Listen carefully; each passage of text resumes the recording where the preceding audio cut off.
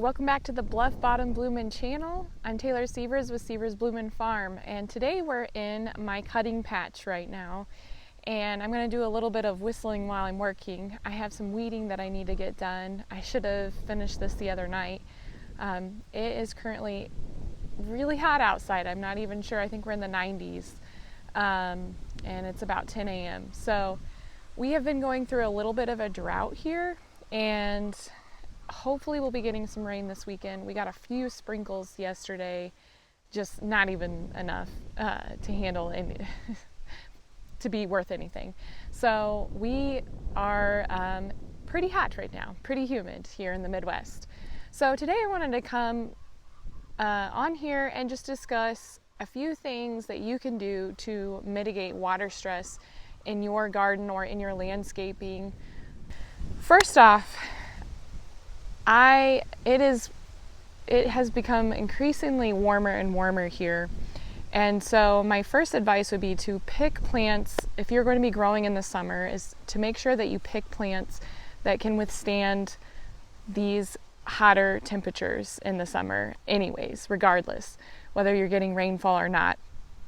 So I made the mistake the first year I was flower farming of starting everything really late, not really late, but some of the cool season crops really late. I just hadn't done my research on some of them, and then also I just planted some things really late. So like sweet peas, for example, I was planting them, in May, and really I needed to be planting them at least a month before the last expected frost. So that's just an example.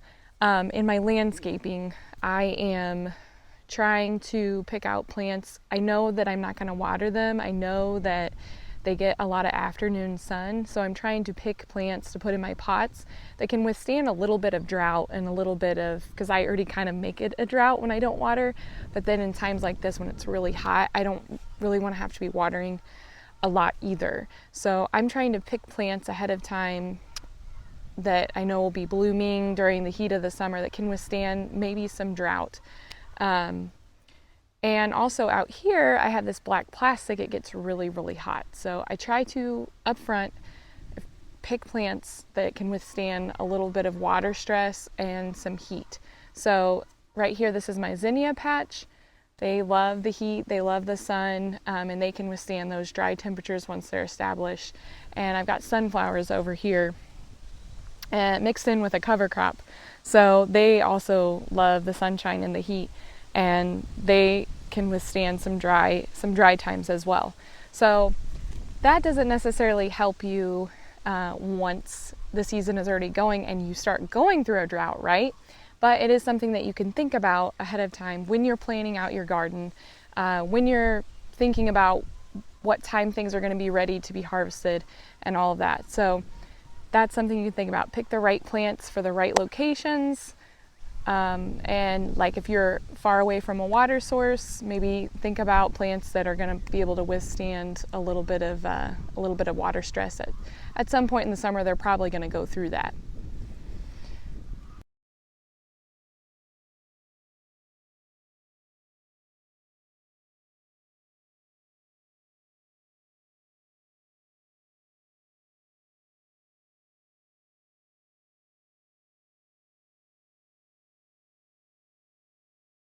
So now, the second thing to think about besides picking, so we're picking the proper plants, right? And the second thing to think about is mulching. So mulch is a great way to conserve moisture in your landscape, in your gardens, whatever.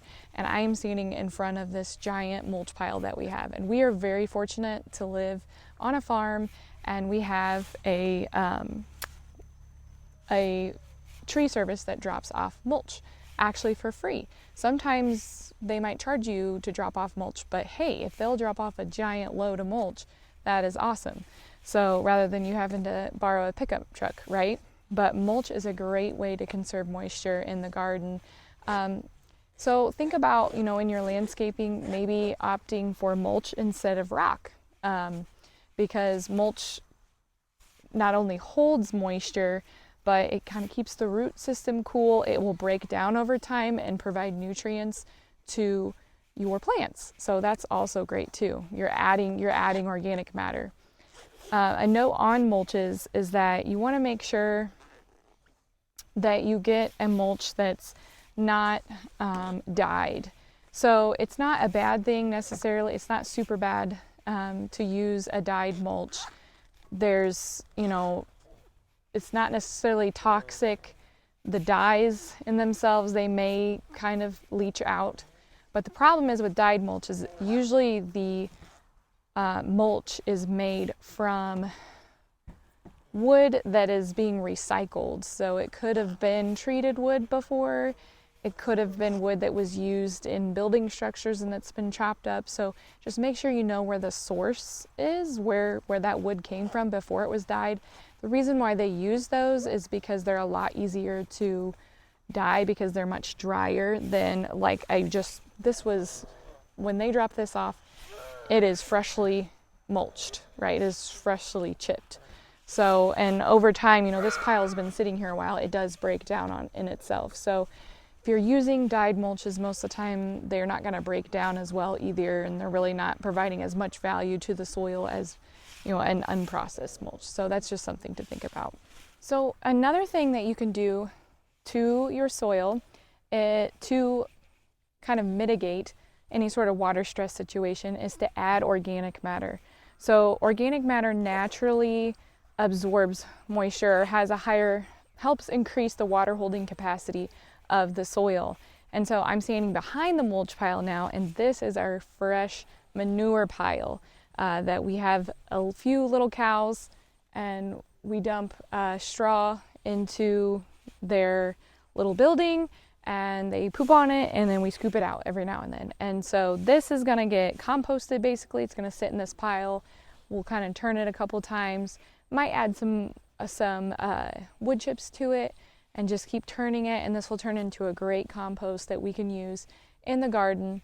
And compost of any sort, whether plant related or manure, is great for increasing the water holding capacity of your soil, especially if you have a really sandy soil. Sandy soils do not hold on to water very well at all, which is awesome in a waterlogged situation. But if we're trying to increase the water holding capacity of our soil to withstand those stressful times in the summer, we definitely want to be adding more organic matter. The great thing about that too is organic matter, it adds nutrients to the soil as well. So definitely try to get your hands on something like some plant compost. There's mushroom compost. There's any sort of organic material. So we talked about the mulches too. Mulches are also an organic material. And when I say organic, I just mean a carbon-based material, essentially. So it's a carbon-based material that will break down over time. It just takes a little bit longer to break down. And it's not, it does help conserve moisture in the soil, but it doesn't necessarily hold on to moisture like an organic amendment would. So we are also adding organic matter to our soil by cover cropping. And so cover cropping is a practice of growing plants, and you essentially are not going to take those plants off of the soil. You're not going to harvest them. You're just going to basically incorporate them back into the soil, or they're going to be killed and then they die on top of the soil. And so they're adding organic matter to your soil, adding nutrients, adding carbon. So that's all really good. And so this is our cover crop patch. This year we're doing a summer cover crop of buckwheat. And we are trying out some alfalfa and some clover, but we seeded it way too late. But we'll see. I think I've got a couple little alfalfa things coming up. And we have a lot of grasses from just, weeds.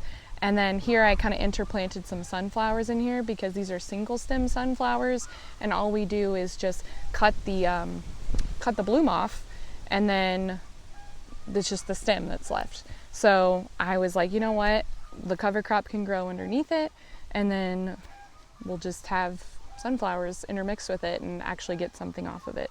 So normally with a cover crop, you don't harvest anything from the area. You try to leave as much residue as you can on the soil, but this is kind of my little hybrid cover crop experiment.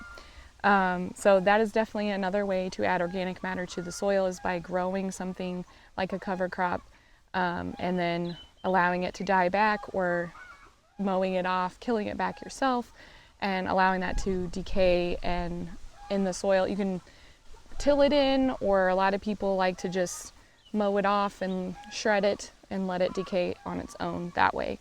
Some people are doing this in their raised beds now. I've seen where people will grow a cover crop in their raised bed during the off season and then just kill the crop and plant right into it with whatever they're going to grow in it. So that's another way you can add organic matter to the soil, besides adding like compost or manure or anything like that.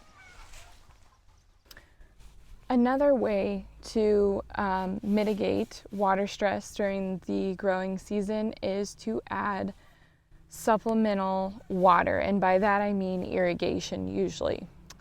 So this area I wanted to show these pretty Princess Charlene DeMonico roses. We have another cutting patch of roses on a separate property, but these are here on the farm. So I actually have a main line that runs in the front of the garden. So here's our green beans too. We don't normally irrigate this area, but there have been times in the past where I've kind of wished that I would have irrigated it. So I definitely am going to be installing some drip irrigation here in this row of roses. And all that looks like is, this is just a tape. They call it drip tape. It's got little holes on the bottom, and I will kind of use landscape staples to lay these on the ground, and they'll be hooked to the main line using different fittings. And I'll be able to turn on the hose and water my garden and walk away for a couple hours, and the water will just steadily drip, drip, drip down at the base of the plants. So it's great for not having water standing on the leaves, which can cause some disease issues. And it's also great for, you don't have to stand here and hand water for a long time, right? So other people use like soaker hoses, or there's all kinds of different emitter lines that you can use, and that is a whole subject within itself. But another thing that I wanted to show you is how I'm watering my roses on the other property, which has absolutely no water source right now. Eventually we are going to have some, we have a working well there, and so eventually we will be having a water supply there. But I planted the roses in March, and I thought, well, what can I do to water them if I need to? And I have had to, because it's been such a dry and hot spring and early summer so far, is I actually purchased a sprayer for the back of my ATV or four-wheeler, and it's a 15-gallon sprayer, and instead of using it as a sprayer, I fill it up with water. And then the drainage hole on the side, I purchased a fitting that's a shutoff valve, and so I can open it up, and I have a small hose attached to that, and I just open that up, let the hose drop so that it's lower than the water tank, and all of a sudden I have water coming out. So I just have to take a couple trips with the four-wheeler down to that property, and we just live right across the road, so it's not too far, and I can water all of those roses in a pretty short amount of time. So that is a really cool way to, if you don't have a water source, water your plants. So just some ways that you can mitigate drought stress. Obviously, if you have a huge field of corn or vegetable plants or pumpkins, I don't know, it's going to be a lot harder for you to irrigate, right? And so I have seen where large fields have used something like this in them. I used to work in a corn pollinating nursery. We were helping breed new hybrids, basically. And we laid irrigation every summer in these giant fields. So it's something that can be done. The only thing is you have to repair these lines if they'll get leaks in them and stuff like that. So that is another way that you can mitigate water stress in your garden. So the fourth thing you can do to mitigate water stress in the garden is to irrigate. And guess what? I just started irrigating my back cut flower patch, and now it is getting ready to storm. So just kind of ironic, right? So you can set them up on timers. You can, automate how long, all of that stuff. All that can be automated, or you can just simply go to the spigot, turn on, hook up your irrigation and turn it on. So just some things to think about, but maybe it'll bring rain too. And get going. I just heard a loud bang, so I'm gonna go check that out. But if you like this video, please subscribe. Just remember ways that you can mitigate water stress. Pick out plants that are naturally going to be drought tolerant, or especially when you know you have hot summers. Make sure you're mulching. Mulching is great. Make sure that you're adding organic matter to the soil to help increase your water holding capacity. And then also make sure you have an irrigation system set up, or just a backup. You don't have to necessarily have it laid, but just know, okay, well, I'm gonna have to bust out the sprinklers. And most of the time you can get some pretty cheap sprinklers from a farm and home store or hardware store nearby. And then if you want to be a little more advanced, there's places like dripworks.com, greenhousemegastore.com, growersolution.com, and a few other places like that where you can get a full drip system, get all the fittings and all that. And that is quite the process. I know groworganic.com has some really great diagrams for showing you how to set up an irrigation system, and that is like a whole nother video in itself. But if you want to check out those sources, if you're interested in adding irrigation, that would be awesome. So thanks for watching. Please subscribe, head to our website for more articles, and see you soon. Bye.